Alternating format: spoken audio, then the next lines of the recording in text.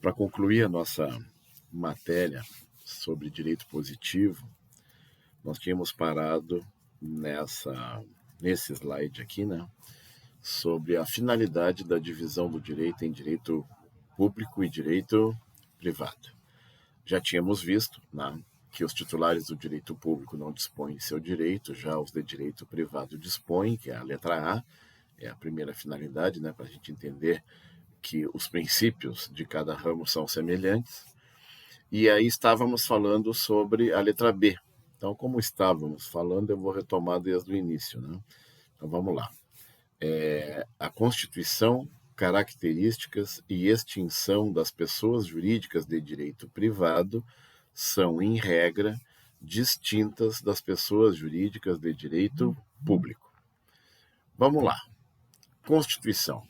A Constituição, aqui para que vocês fiquem bem, né, para não haver confusão, é a forma como nasce, a forma como surge uma pessoa jurídica. E nós temos dois tipos de pessoas jurídicas de direito público e pessoas jurídicas de direito privado, conforme alguns de vocês já estudaram no Código Civil.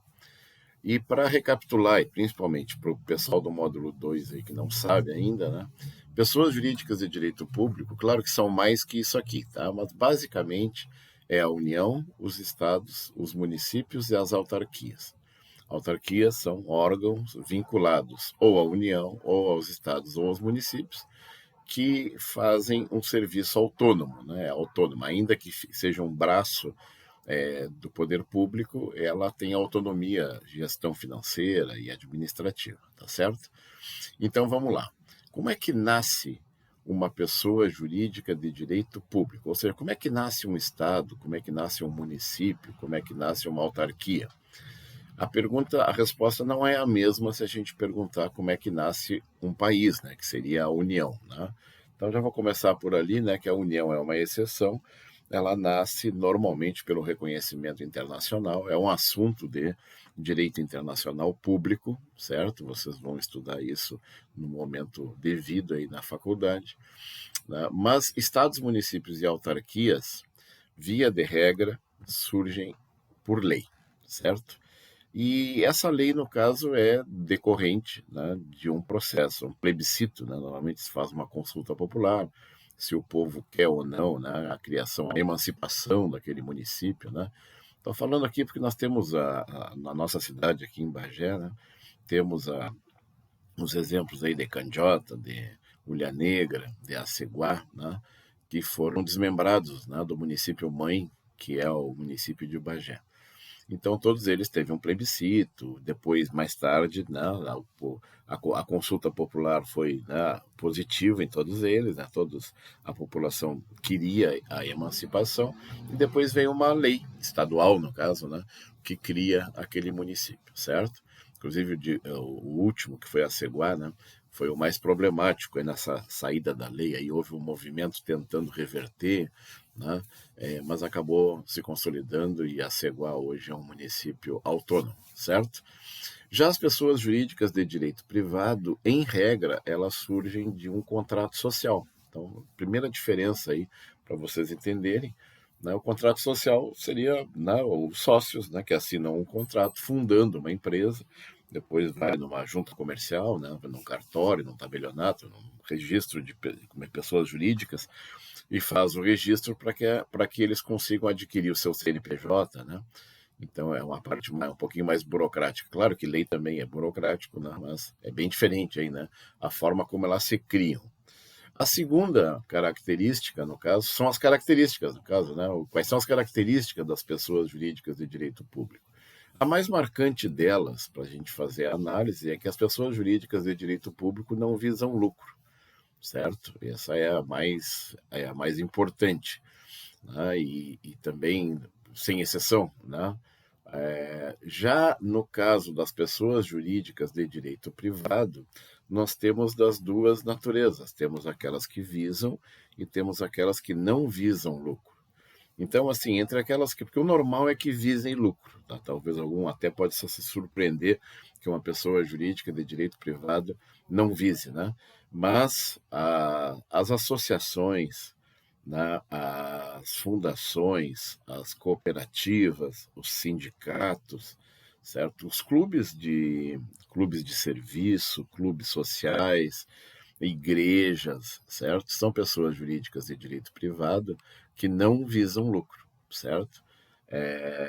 E o normal é que elas visem, né? Que são as empresas, de uma maneira geral, visam lucro, né? Mas o normal é que visem, né? E a exceção é que não visam, mas existe. Então aí não seria uma diferença muito marcante, né? Visto que, como tem pessoas jurídicas de direito privado que não visam lucro, elas acabam sendo parecidas com as pessoas jurídicas de direito público, certo? A diferença estaria, então, na maioria das pessoas jurídicas de direito privado que visam lucro. A terceira linha dessa tabela é a extinção, como é que termina uma pessoa jurídica. Eu nunca vi, e aí fica difícil, né? Terminar um estado, terminar um município, certo? Mas, na teoria, pelo menos, né, o que os livros indicam, a extinção das pessoas jurídicas de direito público ocorre da mesma forma que a sua Constituição, ou seja, por lei também, né? Então tem uma norma que faz isso, certo? E acaba extinguindo uma pessoa jurídica de direito público. Já as pessoas jurídicas de direito privado, ainda que a mais popular das formas de extinção seja a falência, ela não é, no caso, né, a mais frequente. Né? Via de regra, empresários sérios, né, e a maioria são, né, dos empresários são sérios, elas fecham por deliberação dos sócios ou associados. Então, o que acontece na prática? Antes de falir, eles fecham. Né? Às vezes é uma decisão, né, difícil para ser tomada pelos empresários, né? Mas dificilmente alguém deixa falir. A falência, de certa forma, né, não é tão popular exatamente por isso, porque ela é meio um atestado de, vamos dizer assim, incompetência de gestão. Né? Então, a pessoa falhou, né? Se a pessoa falha na gestão, ela pode deixar chegar até a falência. Então, empresas sérias, né, e a maioria das empresas são sérias, elas fecham antes de quebrar, tá certo? Porque quebrar, como eu disse, seria um atestado de incompetência, certo? Como os empresários, que tem um momento, e eu sei porque eu já fiz, já fui, como é que é, empreendedor, né? Já tive uma empresinha, e tem um momento que a gente percebe que não dá mais para tocar, né? Então, como é que é? Começa a pagar para trabalhar. Então, nesse caso aí, é o momento que a gente tem que dar baixa, né? Fechar nossa empresa e dar baixa. Antes que ela quebre, certo? Porque a falência é a quebra, certo? É quando o teu passivo passa a ser maior que o teu ativo e aí tu não tem mais como continuar a tua atividade empresarial. Tá bem, então? Feita essa explicação, vamos. Esse é o quadro geral final aí, né, da comparação. Vamos para a letra C, né? As normas estrangeiras podem prevalecer sobre as normas de direito privado, mas jamais sobre as normas de direito público. Está faltando ali a palavra normas, né, no slide. Eu costumo dar como exemplo, para vocês entenderem, normas estrangeiras podem prevalecer sobre as de privado, mas não podem sobre as de direito público, esse caso aqui, né, que ficou muito conhecido alguns anos atrás, mais especificamente em 2015, né, que o brasileiro Rodrigo Goulart é executado na Indonésia. Né?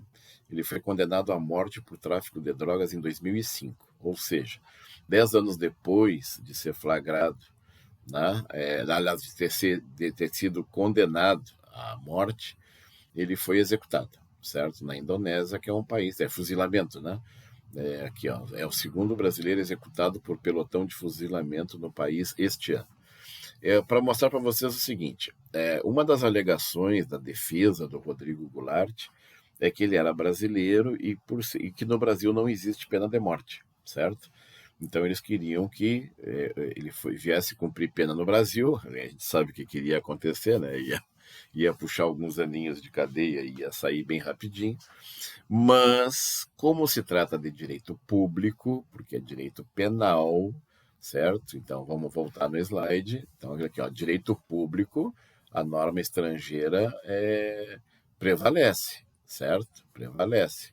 Então não interessa se tu é brasileiro, certo? Então se tu for para os Estados Unidos também, cometer um crime num estado que tem a pena de morte, tu pode ser executado também, sem problema. O fato de ser brasileiro não vai mudar absolutamente nada.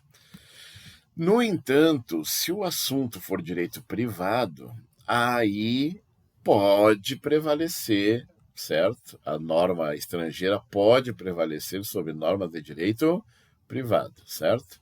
Então, aqui no caso, pode prevalecer a norma brasileira de não ter pena de morte para salvar o Rodrigo Goulart? Não, não pode, certo? Agora, a questão da guarda de uma criança, né?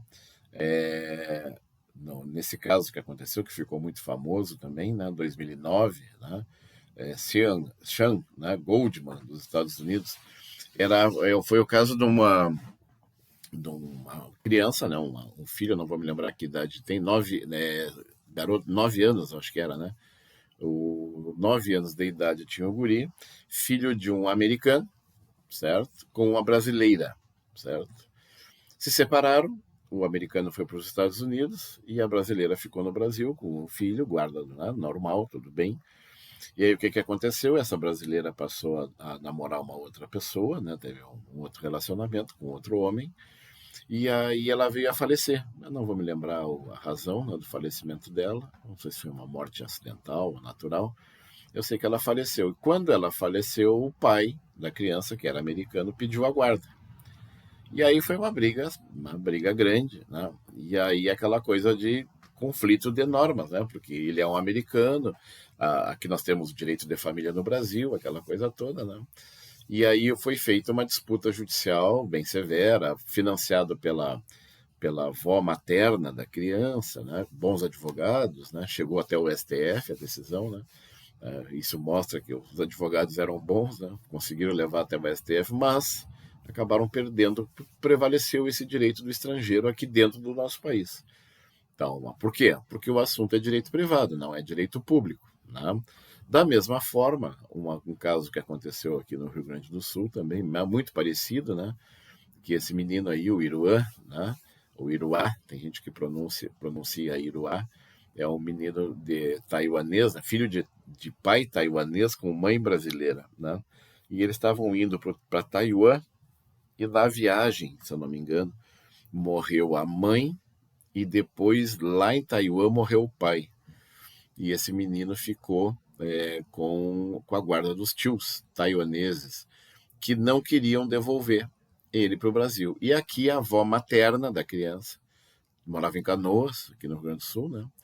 E está aqui, inclusive, na pré-escola em Canoas.